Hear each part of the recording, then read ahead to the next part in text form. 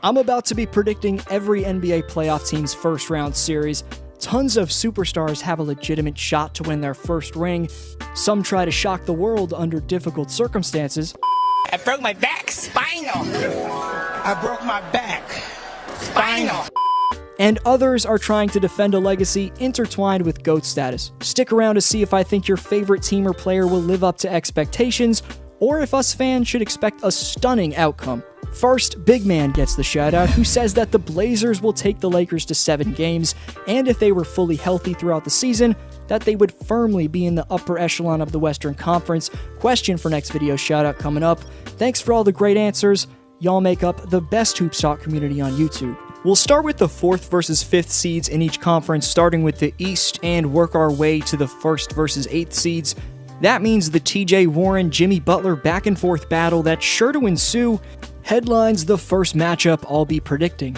In the past, Butler and Warren's proved to be one of the best rivalries in basketball, and it's about to get even more heated, given the Pacers are missing an absolute beast in Domantas Sabonis, who really makes everything tick for them.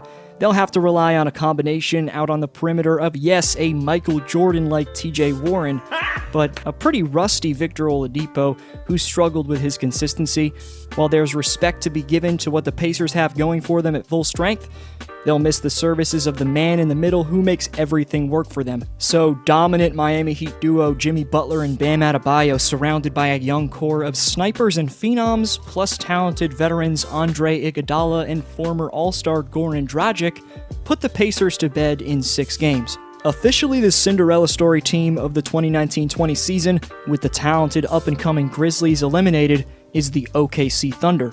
The revamped Chris Paul has potentially proved his former team wrong for giving up on him this season, but now he's set out for legitimate revenge on the Houston Rockets. For the first few games of this series, we won't see Russell Westbrook, and look for CP3 to take advantage in every single outing Russ sits out. I expect Paul to find a scarily focused zone and play incredibly motivated basketball. However, it won't be easy. This series goes 7 games because of Paul going off, but OKC, unfortunately, is going up against an offensive powerhouse. Austin Rivers will be an X factor for Houston, but here's what this matchup comes down to. Does OKC have anyone capable of not getting exposed while consistently slowing down Harden from getting into the lane? If Shai Gilgeous-Alexander puts on a defensive clinic, then maybe, but I'm still picking the beastly beard-led Rockets to ultimately get it done. Rockets in 7. 3 words sting fans in the city of brotherly love in 2020. No Ben Simmons. One of the top slashers and wing defenders in our game is out yet again. After headlining my top 10 players returning to the lineup video right before the scrimmages, Ben Simmons was forced to have knee surgery and is out for the year. That means 2 of the best up-and-coming wing players in the game today, in the electric Jason Tatum and Jaylen Brown, can essentially do whatever they want. What many underrate about Ben Simmons is what he adds to Philly's perimeter defense. Other than Tobias Harris, I don't see anyone coming close to bothering Boston's lengthy young stars. I do think Embiid dominates, given the Celtics don't have anyone to stop him, but you can't forget Boston has 4 17-plus point scorers. Kemba Walker and Gordon Hayward provide the Tatum-Brown combo some above-average scoring relief. Celts in 5.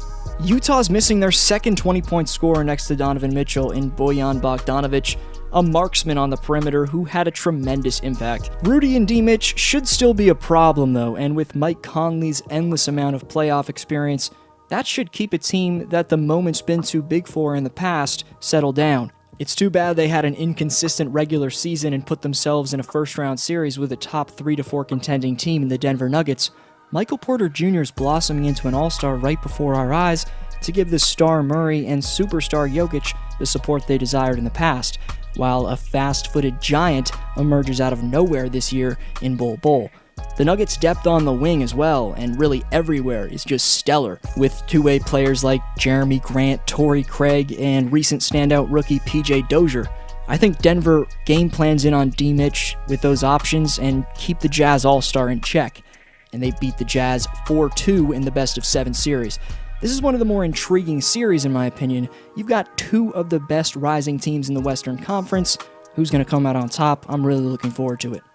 Kicking off the first step in their championship defense, the Toronto Raptors take on the Caris LeVert, Joe Harris-led Brooklyn Nets. a team that has superstars looming on the injury reserve. Meanwhile, Toronto's shown that 1 through 15, they're a dangerous squad to mess with. In the thumbnail, you may have realized Pascal Siakam wasn't in the picture. Even though he's unequivocally Toronto's best player, I left Spicy P out to display the talent this man has around him. There's 4 players having career seasons next to Pascal, in Serge Ibaka, Kyle Lowry, Norman Powell, and Fred VanVleet. Other than Lowry, who's improved his confidence in the clutch after coming up big in the finals last year, all the players I just listed are averaging a career best in scoring, so Pascal should feel as, if not more confident, pre, during, and post every playoff game this year than he was in the Raptors' 2019 title run. Siakam's shown that he can be a go-to guy down the stretch of games and hit game winners all 2019-20, and even though Kawhi's gone and he's the number 1 option now, there's a ton of support for him if teams decide to trap him. So it'll be fans in Brooklyn's time to celebrate before you know it, but Toronto wins 4-1 against the Nets in 2020. The Clippers owned the Mavericks in the regular season, but with the Slovenian phenom Luka Doncic making his playoff debut, will things be different? A week ago, Dallas tried a mix of Luka Doncic and Dorian Finney-Smith on Leonard, with even Maxi Kleber and Tim Hardaway Jr. attempting and failing to slow down the claw. The most underrated part of Kawhi's game is his passing ability, no doubt, and that's what makes him such a nightmare to defend. Watch here how he blows past Luka Doncic, hop steps into the lane, fakes out Porzingis for the lay-in, then somehow maintains his pivot foot and finds enough space to whip a bullet pass to Markieff Morris. I'm predicting Kawhi breaks down the Mavs defense all series long. However, Montrezl Harrell will play his first game in 6 months. It'll take a few games for him to get comfortable in the offense. Plus, Luka and KP are debatably the best up-and-coming duo in the game, and when the Mavs with those two, plus snipers like Seth Curry, Hardaway Jr., find a rhythm, they can score the ball pretty damn well. So Dallas gives LA a run for their money and take 2 games, but the beastly second-seeded Clippers move on. Tragically, future All-Star in my opinion, Jonathan Isaac, got injured yet again, and Aaron Gordon didn't participate in Saturday's Magic practice. Also, Al-Farouq Aminu, who Orlando brought in to guard top wing scorers, has been sidelined all season. That's 3 players who could have slowed down the freakiness of the Greek. If the Magic find a way to compete in any of these games somehow this banged up, and Giannis plays in fourth quarters, then I'm making the prediction that Giannis could break some history with his attacking of the paint. I really don't see who slows down the best slasher in the league's momentum here for Orlando, so this could go down as one of the greatest individual playoff series from a player ever. The Bucks sweep the Magic in round 1.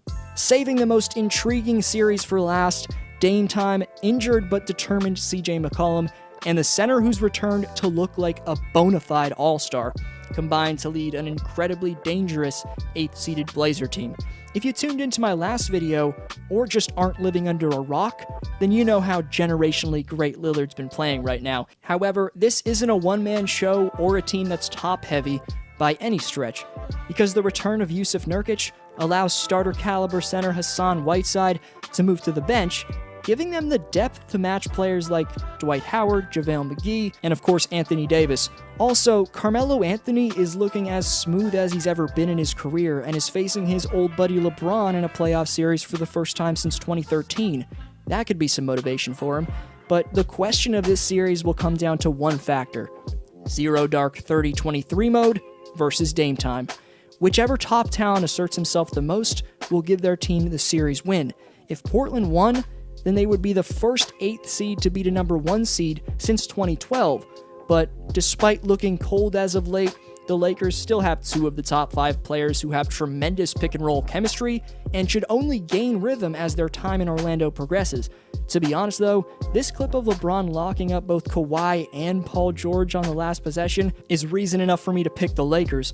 LeBron will almost definitely see time defending Damian Lillard, but this isn't going to be a walk in the park. You can't forget the Lakers are missing Avery Bradley and Rajon Rondo, leaving the memed GOAT Alex Caruso with a ton of defensive responsibility out on the perimeter, so this could shock you.